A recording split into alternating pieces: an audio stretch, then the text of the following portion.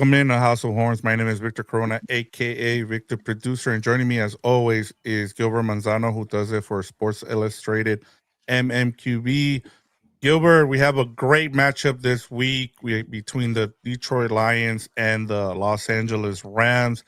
Probably should have been on prime time, but I think the biggest reason it never got flexed out or it flexed in, I guess, is because the Rams have to play 4 days later against the Seattle Seahawks, and so they still get a big window here with the 4 o'clock Eastern, 1 o'clock window there where it's Fox Game of the Week. So a majority of the audience around the country are going to get to see this matchup. Um, where are you at with these two teams in terms of you know, would you say this is probably the third most anticipated matchup this week, or is it still like a one or two for you? No, this is up there. This is a really good game for a lot of reasons. One, like there's number one seed implications for the NFC. It's not the Lions, but it's for the Rams. But on the other side, for the Lions, they need this for their playoff hopes. Like, yeah, I know we're trying to cook the Chiefs already, and rightfully so. But a second big surprise would be if you don't get Detroit in the playoffs. But they're right there. They beat Dallas, and you know they're trying to hang on. I think another loss could really set them back. So this is gonna be a desperate game for Detroit. And then like another wrinkle, like we've seen the Stafford Goff rivalry like really be a good one the last 2 years. I think the wild card game or loss in Detroit in 23, then the opener in 24, also a loss. Like now they're coming to LA. Like, is revenge on the mind for the Rams here to get one at home? And then you have kind of a little bit of a trap game, or not trap game, more an overlooking game because, like you mentioned, you got Seattle in Seattle in 4 days for probably all the marbles, the number one Yep. seed, the division title. I don't think they're going to overlook Detroit because of everything I laid out, but there's just so many storylines, so much at stake here. There's so much to break down here, but yeah, this is a juicy matchup, and I know it's not a primetime game, but a lot of times the 125 games get treated like that way. So I'm sure all the big guns are going to come out for this broadcast here. Yeah, I mean, get ready for Tom Brady. I know a lot of people aren't big fans of his, and you know, so there's also that. But yeah, there's a lot to get into this matchup. We got a lot for you here. We have the latest news and notes plus storylines for both teams going into this matchup. Lastly, we'll do our game predictions before we get into our game preview, Gilbert, do you have an engagement question for our viewers and listeners? I do, but I see a bunch of comments here that already have given me a bunch of answers here. So Yeah, we what even is have it? scores already, so this is All pretty right, cool to see. So, yeah. welcome to everybody here. Willie Bowen, AMS, CMDR Carney, I guess. James Wheelock, Jesse Siles, uh, PM Rossetti. So good to have everybody on here. Awesome. Continue to let us know what are your, go ahead. Sorry, I'm over here. Yeah, it's okay. People are excited about this matchup. So, what are the keys to victory for the Rams over the Detroit Lions? Like I mentioned, they're the ones now hosting the game. The last few games have been in Detroit, so to do it at SoFi Stadium, and I think the last time that occurred was when Goff was like operating like a 1-7 team in Detroit. So it might have been a minute unless I forgot one, but the last time they came to SoFi, Goff and the Lions were not ready to be a winning team. So it's been a minute. But yeah, let me know. Is it to put pressure on Goff? Is it to keep running the football with Blake Corum and Kyron Williams? Is it, hey, let's go to the Puka Nakua show? Is it, stopping Hutchison? There's a lot, and people in the comments have already given me ideas. So there are so many ways we could go with this matchup here. It's an intriguing one here. And yeah, probably two of the best offenses in the NFL are going to go at it too. And we got Carney, he says, please, I go by Carney, please. So good to see you on there. And then we got the worm from Greetings from Wet and Stormy Seattle. He's not in Wisconsin. Oh, Did you move or are you just on vacation or visiting Seattle, Washington? Let us know the worm, or maybe they're, he's they're early for the game. yeah. Maybe he's there for that game against on Thursday night. He's already ready to go. Yeah, it's gonna be like what? It's not even like it's like almost a week away. That Seattle game is 8 days from now, and then they got that freaking Detroit game on Sunday. There's gonna be these two back-to-back games are gonna be monster games. Yeah, yeah. This is pretty much sets you up for winning the division now, and these next two games are huge, and also for the number one seed. All right, Gilbert. Let me go through the news and notes right away because I want to get into the meat and potatoes of this matchup. So let's get to those. Our old friend Tutu Atwell will be back up with the active roster this week. Sean McVay told B reporters today. So, any thoughts on Tutu Atwell being back on the roster at the end of, I guess, eventually by the end of the by game week, I should say. Yeah, a little surprising. I thought they were going to be done with Tutu Atwell, but you know, I know with Sean McVay, he's kind of a forgiving guy. If maybe there was something going on behind the scenes that they were able to work out something with Tutu Atwell, but it's going to be hard to find the roster spot for him because they already have 4 or 5 good wide receivers, and then not to mention you have 3 good tight ends here. So I get it. People here have a soft spot for Tutu Atwell. I really don't because he's not consistent. Rarely been available, and then he did not play up to expectations as a second-round pick.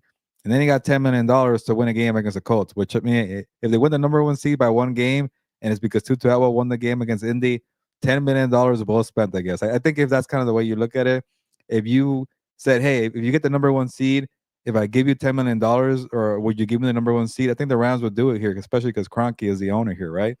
Yeah, So he earned his money with winning that game against Indy. Other than that, I think Tutu Atwell was too inconsistent. But hey, the more options, the better. And we've always mentioned the Rams always love a surplus of pass catchers and edge rushers. So catchers and pass rushers, there you go, is the way to go for the Rams. So maybe I shouldn't be too surprised here. yeah. We'll see if he has any impact, especially with the way the formations that they've been running, whether it's been 13 or 12 personnel, and the fact that you have someone like him and Xavier Smith, and he's able to return kicks or punt returns. So it'll be interesting to see what his role is the rest of the way.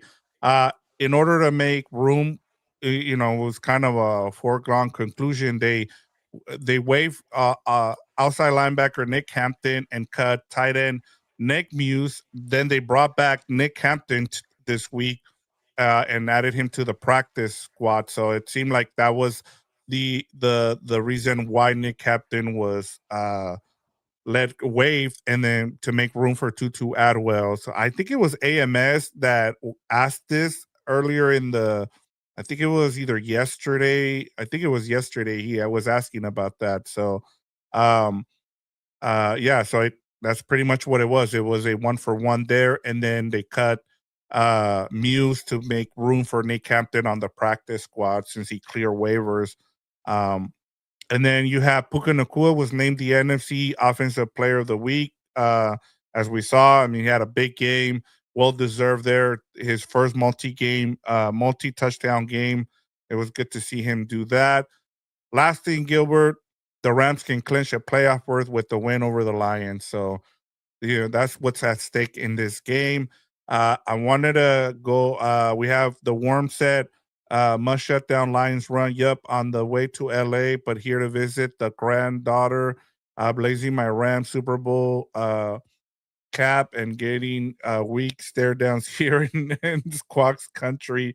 Um, and I'll get to Jesse's question during our storylines when we talk about the Rams. But I want to start here. We're gonna start with the storylines, Gilbert, and of course we got to start the storylines here, Gilbert, with the to we got to check in on this trade between Stafford and Goff. And, I know a lot of people have said, well, the Rams won the trade, right? Because they won the Super Bowl. And then you look at what the Lions have become since that trade and what they've acquired. They got Jared Goff, Jamison Williams. Jameer Gibbs, Sam Laporta, Josh Pascal, Broderick Martin, and Afiatu Melenfawu. So that's a lot of good talent that the Lions have gotten. Where are you at with this? And I just want to get your perspective in terms of this trade and what it's done for both of these franchises. Yeah, it's hard not to call the Rams the winner of the trade because they have the Super Bowl and they have a top five quarterback in Matthew Stafford. And Stafford, besides 2022, the year he got hurt a lot, he's been lights out 21, 23, 24, 25. Some of the best quarterback play out there for, the past 4 out of 5 years. Is that the math or four? I forget. So yeah, 21, 23, 24. Yeah, okay. So 3 out of 4. That's great. And Goff has been good himself, but he has not been Matthew Stafford. Goff has proven to be a quality at his highest top 10, but hovers between top 10 and top 15. Not a bad place to be when, especially in the NFL, it's so hard to find a top 15 quarterback. And then he's pressing the right buttons for a loaded Detroit offense. But Goff this year has kind of held back the offense at times. He hasn't been able to fully get Jameson Williams into the flow of the offense. And it's not really his fault. There were some coaching problems behind the scenes where Dan Campbell had to step in for John Morton, but Jameson Williams has been doing well. Him and Amon Ra always have chemistry. They haven't been able to get more out of Laporta, who's now hurt. And then it kind of became the Gibbs show, but I think this team is better when they have Montgomery more too. So he's the guy kind of running the show here with so many weapons, and he has to manage that, which is a tough task to do. But for the most part, he gets the job done. So yeah, if we have to crown a winner, it's gonna be the Rams. But I wouldn't be mad at it if you say it's a fair trade because Detroit was so bad for so many years that the second they got rid of Stafford, things went up and got better. So to me, if you look at it from that standpoint, I think it's a win-win. But it's hard to compete when you got a Lombardi Trophy and a top five quarterback. Yeah, I'm gonna, you're gonna say, well, you're gonna take the easy way out by saying that it's a win-win, and I'm gonna explain why it's a win-win. And it's not what each team did in, whether it's, the Rams winning the Super Bowl with Matthew Stafford, and then the Lions being able to acquire all these players and setting them up for what they've become, right? For me, it's about culture, Gilbert, for both of these teams. And I'll start with the Lions. Before this trade, where we would see the Lions as one of the worst organizations for a long time. Like what Stafford had to endure there for a long time was really bad. Like to the point where people were like, I don't see him as a Hall of Fame quarterback just because he's just padding up stats on a bad team, right? And so for the longest, it was they had a terrible defense, which they probably still do, but there was no culture there. Dan Campbell came in, they brought in the GM from the Rams, and they've been able to change the way people think of the Lions now. Like for the past 4 years now, everybody sees them like as a legit Super Bowl contender every year. That was something you didn't see from the Lions. The last time I remember people thinking about the Lions in that way was when they had Barry Sanders, and that was in the 90s, Gilbert. So it took them about a good 20 years to change what people thought of as what people used to think of with when it came to the Lions. So for me, that's a reason why they won. Why I think they've been a winner in this. And then for the Rams, they won the Super Bowl, yes, but I talked about culture, and I think having someone like Sean McVay being able to run what they've been able to. We talked about how important it is for the Rams to how they've been able to build their team. Like we all said, well, they went and they built this team at the beginning when they won the Super Bowl. They went all in and they said F them picks, right? And then we asked, well, what happens now? And because they had Matthew Stafford there, it allowed them to be able to rebuild on quickly, and they've been able to do so because they hit on their draft picks. They've overpaid on their offense, but they've been able to build their defense through the draft. And even though they weren't drafting with because they gave up those first round picks and some of them in the second round as well, it also changed their culture. It also allowed them to say, hey, we can build a championship club through the draft. And I think one more thing, too, is the fact that it gave the city of LA a football team that they can rely on, right? Like, the fact that they won the championship, it put a lot more people here in LA like, hey, we should be supporters of the Rams because we have a championship team. And the fact that you have someone like McVay leading the team, it helps a lot. So for me, it was a win-win, like where it helped both of them, but it was because of the culture that it led to.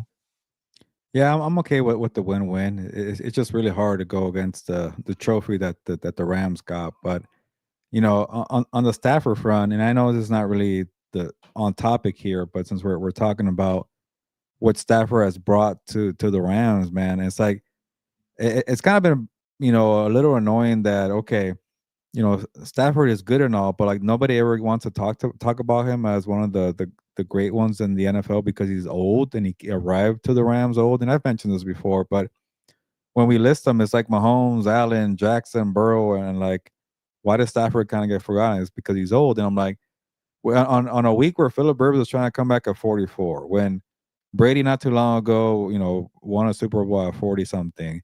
Aaron Rodgers is still playing at 42. Why can't we view Stafford in his prime into I don't know 40? Like he's 37 right now. That gives you maybe 3 more years with him, and that could be a full eight years with Stafford, and that's a whole like career right there. And I know he had a lot of years with the Lions, and it's kind of like and just to kind of tie into the baseball world with the Dodgers, it's like is Freddie Freeman going to be a Hall of Famer with the Braves or with the Dodgers? I'm like, he's been with the Dodgers long enough. He's won 2 World Series. So if Stafford wins the second Lombardi Trophy um, this season, why can't we call him the best quarterback in the NFL? And I know right now there's an opportunity for Josh Allen, and I wrote about that at SI.com, but I'm pretty much done writing off Stafford as being old. Every offseason, we want to retire the guy. And I know I couldn't do math earlier, but it's been 4 out of 5 years where he's been lights out. So the way they won the Super Bowl with all gas, no brakes trades in 21, and then because you have a top five quarterbacks, you were able to reinvent yourself on the fly where you only had one bad year, and then you're now a winner 3 years in a row, 23, 24, and 25. I think to me it says a whole lot about what they got in Stafford after they gave up all those draft picks. And it's funny, they're kind of making up for it because after being the Epton Picks team, they're gonna get two next year because of what Atlanta did. So it's kind of just coming back around for them. So to me, it's hard to argue against that when it comes to this breakdown of this trade of Goff and Stafford. Yeah, and to move on here to the Ram side of things in terms of the storylines, I want to bring up the question here from Jesse where he says, question, does the Rams go 2-0 the next week? Does that lock up the Oh yeah, MVP for Stafford? I think so.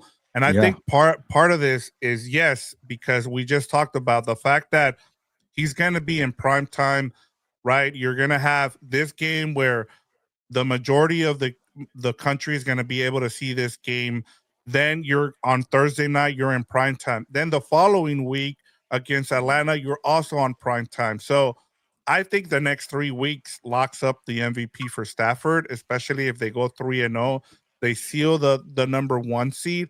I think that's going to be huge. But talking about Stafford, and what you just said too, Gilbert, is I said it last season, and I still feel that way. Is that to me, he's already a Hall of Fame player, but I thought the only thing that was missing from his resume was being a top five MVP candidate because he wasn't that until now.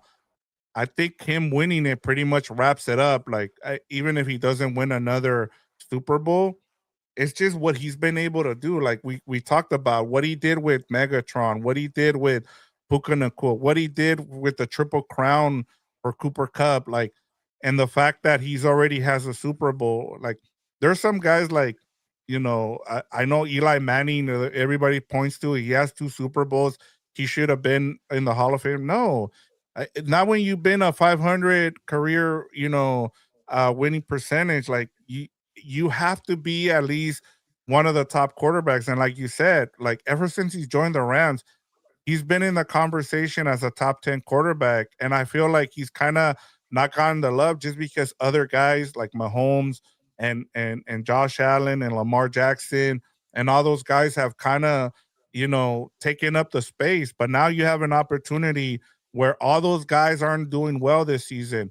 This is your opportunity to, hey, like we talked about 40-year-old quarterbacks and how what a strange season it's been this year. You have Philip Rivers at 44 coming out of retirement, but you still have, one of the guys that a lot of these young quarterbacks look up to is Stafford. And so this is his time to shine. And, you just saw his one of his best friend with the Dodgers win a World Series again. So I'm sure he wants to return the favor.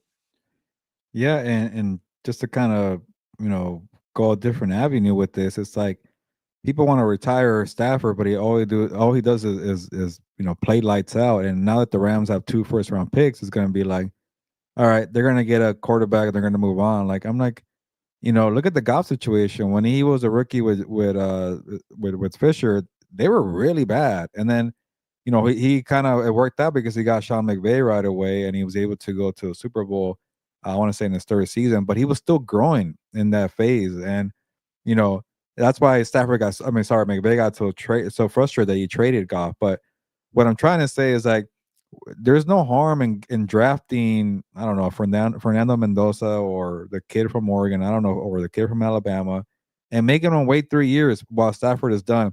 To me, until Stafford shows some kind of decline, I want that guy on my team. Goff is great and all, but right now Stafford is playing better. It's just he's older, and Mhm. the Rams have a golden opportunity with 2 draft picks. So if they go get a quarterback, don't be so quick to get rid of Stafford. I think all of us in the media or fans, they always every time the summer comes around, oh, his back hurts, his arm hurts, his spine hurts. Let's retire this guy, and he just comes back and he plays well. So to me, it's like maybe he is one of those rare guys that plays until he is 40. So go the Jordan Love and Aaron Rodgers route for a couple of years if you do get a quarterback, which I don't think is a bad thing when you have 2 first-round picks. Yeah, and that's the great thing is that he's able to, you know, it allows the Rams to have plenty of options. They can go get a lineman, they can go get cornerback help. Like they can do whatever they want with those 2 first-round picks now because they're well set up. So maybe even trade back and get even more picks, continue to build because you're going to have to pay some of these guys eventually, like we've talked about, whether it's Puka, whether it's Covey Turner, like all these guys are going to eventually get paid. And, you know, you got to supplement with draft picks. So as long as you keep hitting on your draft picks, you can pay some of these guys. And, that's part of it. That's why you want as many draft picks and as many chances to be able to hit on draft picks. Yeah, I But know we got to move on, but it'll be kind of a funny thing. Like, say the Lions will make the playoffs, or they flame out in the first round, and then the Rams win the Super Bowl. Would they trade them back to Detroit and then, like, you know what? Yeah, we'll give you a first round pick because we're so close to winning the Super Bowl. We just need an upgrade over Goff. Like, it would be very interesting actually, because I don't know. It's kind of like LeBron going back to Cleveland. I kind of want to see it. If that scenario occurs where the Rams were done with the 2 Super Bowls, they want to get younger, they want to get something for Stafford. It will be very interesting. yeah, I just wonder if he would be done by then. Like he's just say, Yeah, I that's don't true. really want to get traded. Like this is where I kind of want to end my career and then go from there. But you never know. I mean, we've seen crazy stuff. So I one thing with the NFL, never say never. And a great Yeah, example of that is Philip Rivers this week. So it's crazy that you mentioned that because we've seen around. We always see this right where you have that 1 day retirement where they retire as a certain team. And you have Phillip Rivers who retired with the Chargers. So does he take that back now? Do the Chargers feel like, hey, what the hell? Like you already retire as a Charger. Why are you coming out of retirement? Like, and they had to wait are they gonna five have years to do for the that. 1 day thing again? They waited 5 years because they thought that there's a chance he want because he kept saying, "I want to come back, I want to come back." So they waited 5 years, and then they finally do it, and he still comes back, which is weird. It's like I said, you just never know. All right, let's get to keys to a Rams win. We have a lot of good comments on here in terms of how they go about winning. Let me go over some of these here. And let me get to a question before we start. It's from AMS. It says, do the Rams win the division if we beat the Lions and the Seahawks and the Colts beat or the Colts beat the Seahawks? And the answer is no, because you I think you can win the division if you beat both the Lions and the Seahawks, and the Colts beat the Seahawks. That Well, makes one, that's not sense going to to you? happen. AMS. I don't think the Colts are going to beat the Seahawks. But Oh, no. hey, crazy things have happened. But I don't think so because they're right now they have the same record. And if they beat them, that would be one better. And then if they lose to the Seahawks, that would be two. But I think there's still two more games. Actually, I think so because Yep. there's two more to go. And then if they lose both, if they tie, they already got the You have the tiebreaker. So tiebreaker. actually, maybe you're right, AMS. It's kind of doing the hard math in my head, but that's a lot to happen in the next 2 weeks here.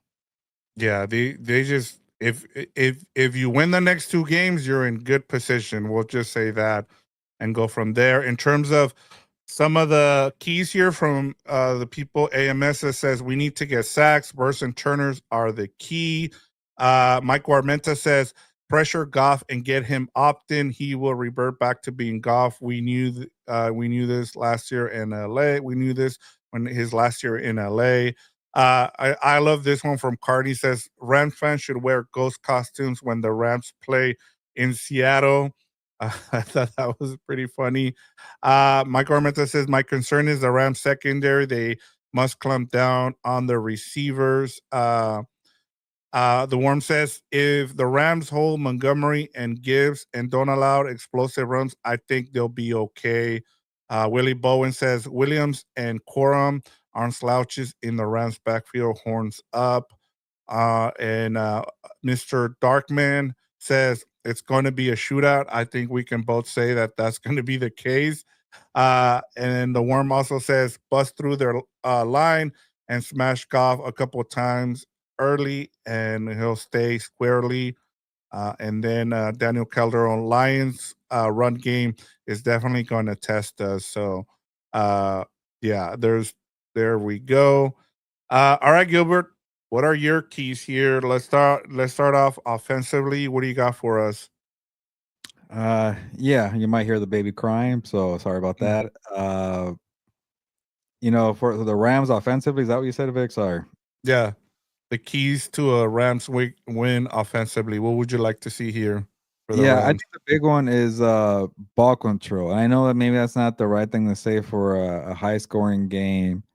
And then also you're facing a terrible Lions defense. Let's call it what it is. Even Hutchinson's kind of been so lately, but they haven't been good defensively. You could light up this entire defense. So, but do you want to do that? Do you want to give more possessions or give the time of possession more to Detroit? They have just as many weapons, maybe probably more. Honestly, to be fair, I think they have more weapons there, or maybe not because the port does hurt, but regardless, they have a lot of weapons, and you want to keep going into a track meet to see who's the last man standing. I don't know. I think Detroit might win that type of race. I think they're more explosive. They're able to score faster, maybe is the right word to say. They have a burner like Jameson Williams. They don't really have that one with the Rams. Don't tell me well, please don't tell me that. Uh, they're more side on the sideline, quick throws, more physical. You know, I think they have the recipe to hold the ball, and I'm not saying avoid the big plays and the touchdowns, but Devontae Adams has been more of a red zone threat. Puka Nacua is great, but he's not going to give you the 40-yard play because he's kind of a move the chains guy. And then we just saw like he had his first ever game with multiple touchdowns. So that's not how they win games at all. So yeah, maybe kind of play some keep away with Corum and Kyron, and then kind of pick your poison. Detroit, do you want to stop the first down on Puka Nacua or Devontae? There's just too many guys, and then you got the three tight ends too. So to me, go ahead and maybe go that route, but obviously don't take away points. You're scoring too fast. But yeah, ball control is probably the best way. You play the game on your own terms, is what I'm trying to say. Yeah, and that actually is a good point because, like you said, in terms of these two teams and their offenses, the Lions have the more explosive offense, right? Like they can score points right away. I think what you just said is true. Like when teams have beaten the Rams, it's because the other teams have kept the ball away from them. You look at the 49ers, they chewed up a lot of that first quarter. And before you knew it, the Rams were down and then they were trying to get back into it. If you're the Rams here, you have to score early and often, kind of like, and try to keep the ball away, like from the from the Lions on offense. And I would want to see. It'll be interesting to see what Chris Shula, and we'll talk about that next with the defense. But offensively, I'm with you. You know, use Corum and use Kyron Williams in this game a lot more than we've seen them, because as we saw, one thing I forgot to mention, Gilbert, and I apologize. We've been really busy with the shows lately, and so I totally forgot about this. But did you see that Mike LaFleur was in charge of the play calling for the Cardinals game, and they had their best rushing performance of the year? I actually missed that. I didn't. That game was such a crappy game where Yeah, it wasn't because he really on was our. sick, remember? So McVay was That's sick. right. Yeah. And Yeah. so Mike LaFleur was calling the plays, and he was in charge of the offense against the Cardinals because McVay didn't want to get everybody sick. And so it maybe I know it's gonna sound crazy, but maybe let Mike LaFleur call the game because they had, the best game we've seen rushing wise. So I just thought that was interesting. Just something to keep in mind. Yeah. I thought Blake Corum played great, and I've been saying that he needs more opportunities. And to see only 12 carries that he got on Sunday, that's a lot more than he's had before. It was like 6 or 5, and so he's efficient. He's able to move the chains. I think he averaged 10 yards per carry with those 12 carries in Arizona. So I would not be mad if they give him 20 in this game. Or, I remember watching the Bears beating the Eagles. Both their running backs got almost 20 carries apiece. So why not do that with Kyron and Corum? I definitely want to see that. Yeah, and I'm with you, especially if you're really, if Chris Shula isn't able to up to the task to have stops for this offense, for this Lions offense. I think eventually you're just gonna have to say, "Hey, we can't stop that offense, and our best way is to try to keep the ball away from them, and the best way to do that is by running the ball." And one of the things that for the past 2 years, Gilbert, with this Detroit Lions defense, is they were really good against the run. For some reason this season, Gilbert, they haven't been as good, and I don't know what it is. I don't know what's happened, whether it's the fact that they lost their defensive coordinator, um, and so it'll be interesting to see how they go about attacking this. Whether they use 13 personnel, like, and try to use that to make the Lions think they're going to run the ball and use it to throw the ball. So just something to keep in mind. Yeah, and I'm checking right now, but I think Brian Branch got hurt too. One of their most versatile players. Uh, yeah, Brian Branch has Achilles surgery. He's pretty much done for the year, and that's a big blow. And regardless, the whole defense has kind of regressed, and maybe that's an Aaron Glenn thing. Brian Branch got a little too reckless at times this season, but he was on the track for superstardom for being such a versatile safety cornerback, but he just got hurt. Aleo McNeil has been struggling to find his form. The first round pick has been struggled too. The guy from Ohio State, the defensive tackle, Talik Williams. And then Hutchinson kind of was like, I was a one man show, and then he's starting to fall apart too. Who's also coming back from a big injury. So True. yeah, they don't have the same horses. Jack Campbell, to one bright spot, has been great. We killed that Yeah. draft pick a couple years ago, and he's been awesome. So it's kind of like their Nate Lamb in there. He's doing everything. But other than that, you could definitely score a lot of points on this team here. Yeah, especially with other secondary hurt. So I mean, that's the other thing. You have to attack that secondary because especially if, like you said, they're missing a bunch of pieces in that secondary. So go ahead and attack it. But I think it's going to be a ball control type of game, offensively. All right, defensively, Gilbert. I'm guessing you're going to start with the secondary, right? Yeah, I'm gonna be the negative one here and take a turn to negative town.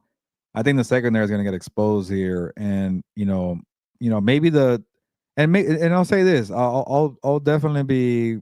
I got no problem saying I was wrong here, and I'm overlooking this for a reason. If the front brings a lot of pressure, maybe you won't need the secondary. But I think this front has kind of underperformed for a bit. I just expected more from Jared Verse, and I've been kind of leading that charge for a while. Like this is supposed to be a monster year two. Go have impact plays, Jared Verse. Same thing with Braden Fisk. He's actually picked it up since I've called him out a couple of weeks ago. But I need more from Braden Fisk. Kobe Turner got a sack not too long ago. I need more from Kobe Turner. So when you got a little bit of a weakness in the back end of your defense, this is a game where it does. You have to go and say it doesn't matter who's in back there because they're going to bring a lot of pressure and change the game that way. So the front can make me look bad here, which they definitely can. But if they don't have game changing plays, the secondary is going to get picked apart. And Jared Goff, has been playing well. To Mr. Darkman 25, to his credit, he mentioned that Goff has been playing well the last couple of years, and he has. I think there's times I want more from Goff, but to his credit, he is able to press the right keys and he's able to kind of say, pick your poison. You want Amon St. Brown, you want Jameson Williams, even this guy Isaac Tesla, the third round pick rookie, doing well. And they don't have Laporta, but they have other guys too to play tight end. And the real issue is how are you going to stop Jameer Gibbs? Like we're all for the Rams, or we're all saying they have to worry about the coverage. How do you stop Gibbs? Like even a dump off could be an 80-yard touchdown here. So they haven't really figured out how to bring back Montgomery. But to me, if Goff is not getting pressure and he's able to get the ball out quickly, we saw what happened to Dallas. And Dallas doesn't have the edge rushers that the Rams do, but they have a good interior D line, and they couldn't push the pocket on Jared Goff. And it wasn't a monster day from Goff, but it was a very efficient one where he let his playmakers make plays. I think everybody got pretty much a touchdown in that game there. So yeah, I just don't see the secondary stepping up and holding down the fort. That's why I think playing ball control offensively is better for the Rams. This is why I'm saying the defense in front that you invested in first round picks, second round picks, third round picks, they need to come up and be money. Go make game changing plays. Have a strip sack, tip a pass for an interception, and hey, maybe this could be a week where the secondary, does what they did for a couple of weeks not too long ago, where they were having some PBUs, they were having interceptions, they were doing well. Maybe the safeties helped out the corners, like a Cam Kitchen. So to me, I worry about this team's talent in the back end, and this is probably the most well-rounded offense. I get they're not in the playoff picture right now. I know they're what 8-5 or whatever the hell it is. I forgot. Yeah, 8-5. But they're still the most well-rounded offense in the NFL. We saw them drop 44 points on the Cowboys. I don't know if this could be a good game for the secondary here. Yeah, and Carney is asking, I wonder if Emmanuel Force has stamina issues. Seems he gets beat when the defense is on the field too long. And that might Yeah. be the case. And maybe this is me just making up an excuse for that secondary, especially what we saw against the Carolina Panthers. But remember, Akila Witherspoon came back, and you also lost Quinn Lake, right? And so you kind of had to figure things out in the secondary on the fly there. So it might have been part of the reason why they didn't look as good. And of course, that game was in the rain. But and I know there's just excuses at this point. You still have to, play well. That's why you're a professional, and I understand all that. In terms of the keys for this game for the defense, Gilbert. One of the things that's a big key here is the fact that Dan Campbell is the one calling plays, so it's not Ben Johnson, right? And so you also have a banged up offensive line for the Lions. They haven't been as good as they've been the last couple of years, so you can take advantage of it. You're right. The one thing that I've been kind of disappointed with, it hasn't even been the secondary because we knew what the secondary was this coming into the season. It's been this front. We talked about that, hey, this front was going to win games for them. And it's either been Nate Landman or it's been the secondary who have stepped up. Lately, they've either had no sacks, which they didn't have any sacks against the Seahawks. When they've lost is when they don't bring pressure, right? We saw it against the 49ers where it took them till overtime to get a sack. Against Seattle, they had no sacks.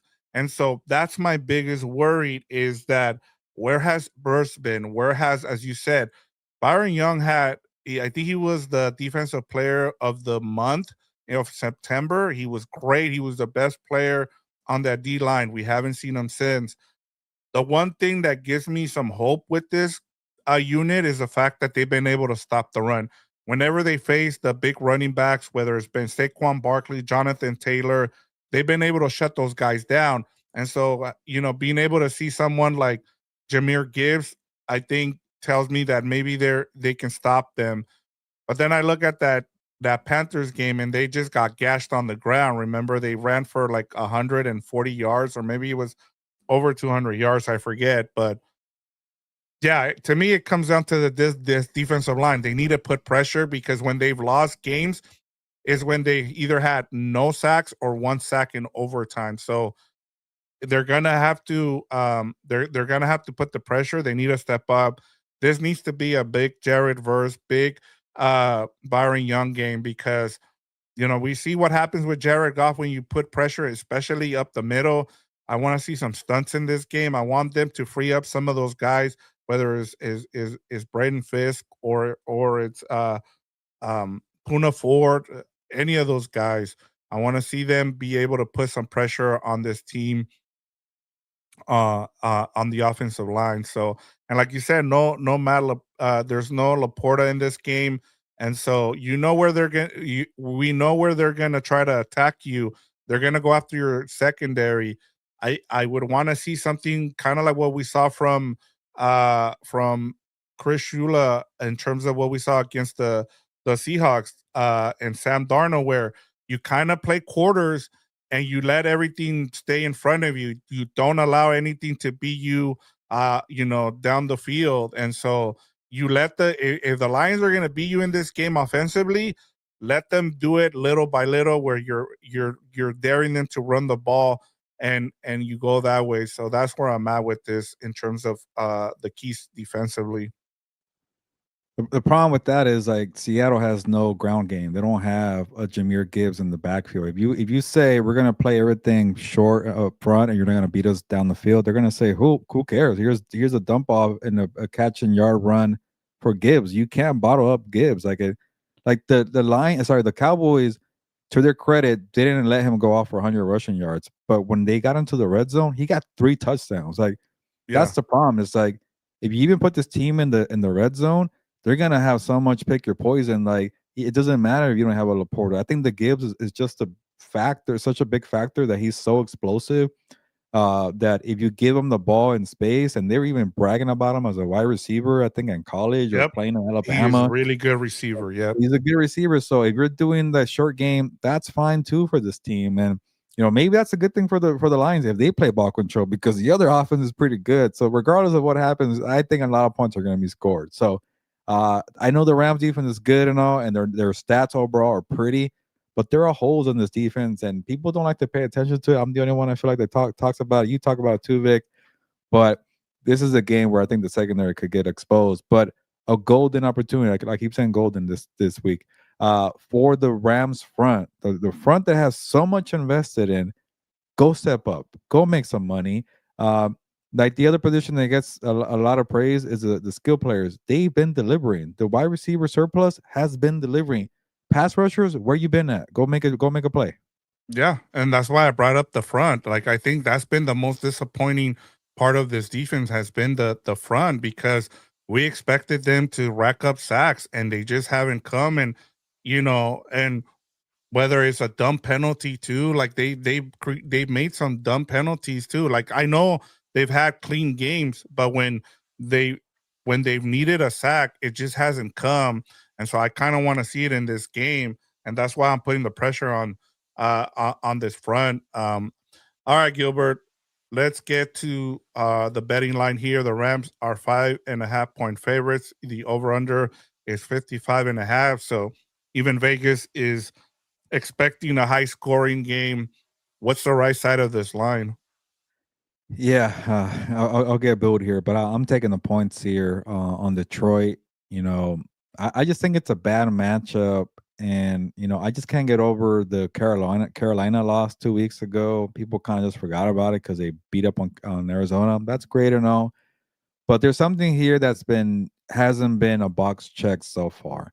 And and the Rams have been great the last few years, but they've had kind of these teams have our number, and they've struggled to beat the teams that have their number.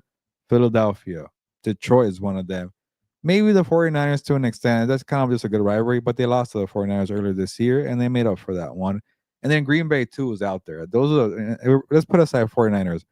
Green Bay, Philly, Detroit. Those are three teams that I'm like, ugh, the Rams play. They don't really have a good track record with those guys. So, uh, I kind of want to see the Rams and the Green Bay, throw it down in the playoffs because we haven't seen that matchup in a while.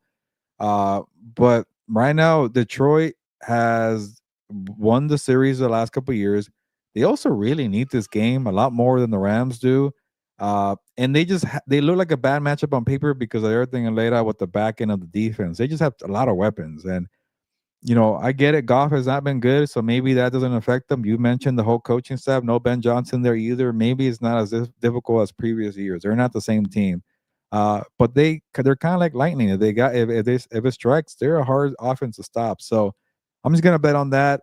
So give me the Lions, and 5.5 points is a lot of points for two good teams. And I know the Rams are hot, but sometimes the Rams kind of get a lot of praise that they don't deserve. And I don't know if that's a knock or not, but the media likes to hype up the Rams when they're doing well.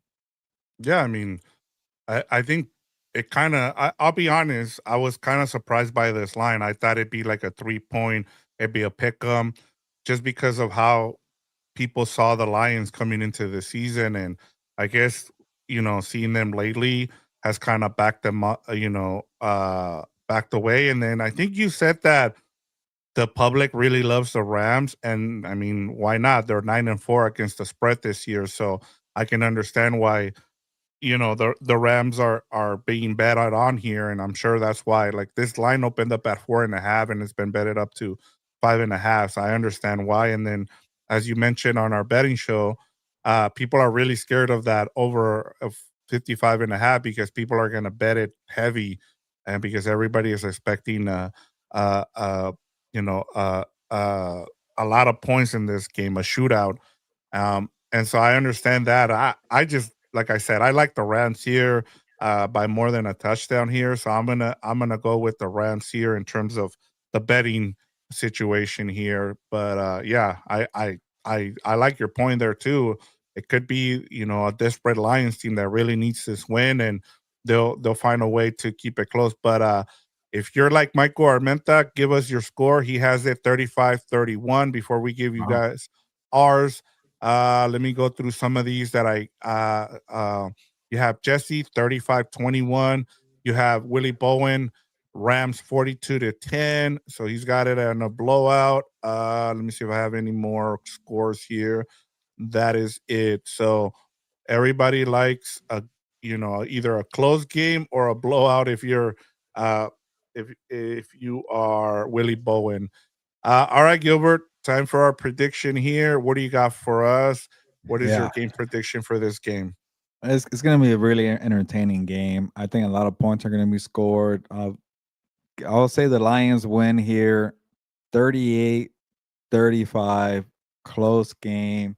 Dan Campbell finally goes for some field goals, and it helps him out here. So, and that's another aspect too. We'll see what Dan Campbell does here. Is he gonna go back to his aggressive ways, or lately he's been more conservative?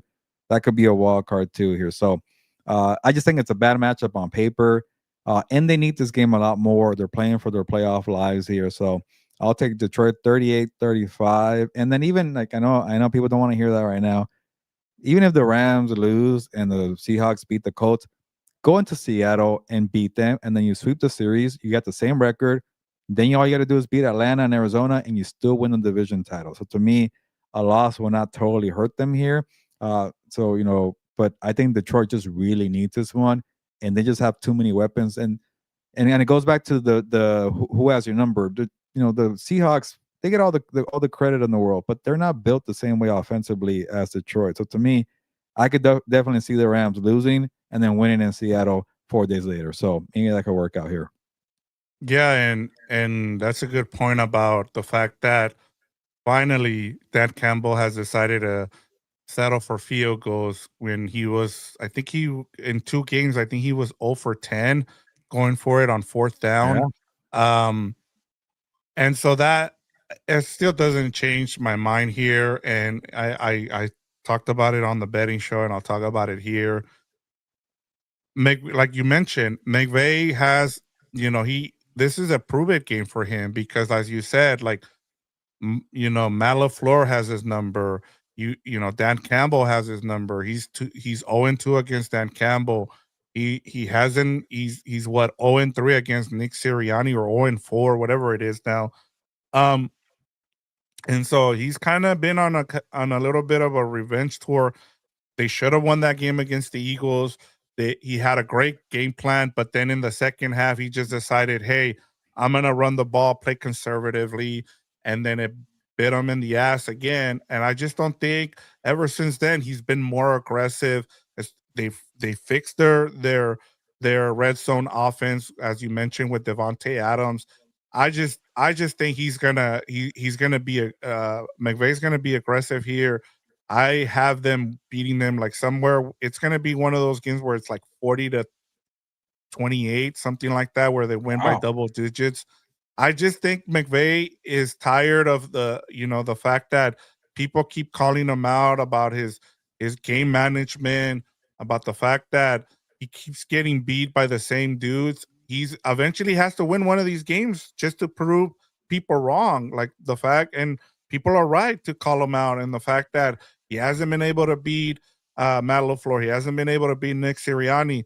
This is your chance to exercise one of those demons and beat Dan Campbell. Like, how is it that Dan Campbell, who's supposed to be like, we have respect for Dan Campbell, but a lot, the perception is that he's a meathead, and he's also calling the offense. If you lose to a guy he just took over play calling, and he outplay calls you here, it's gonna look bad on him. Like, I just think he has to go out there and he's gonna flip it on Dan Campbell. He's gonna be aggressive because he knows what he needs here. And so these next 2 games are huge. And it also, Gilbert, one of the things we've talked about, and this will be my last thing I say about this, is he wants that bye week at week 18. He wants to not play none of his starters in week 18.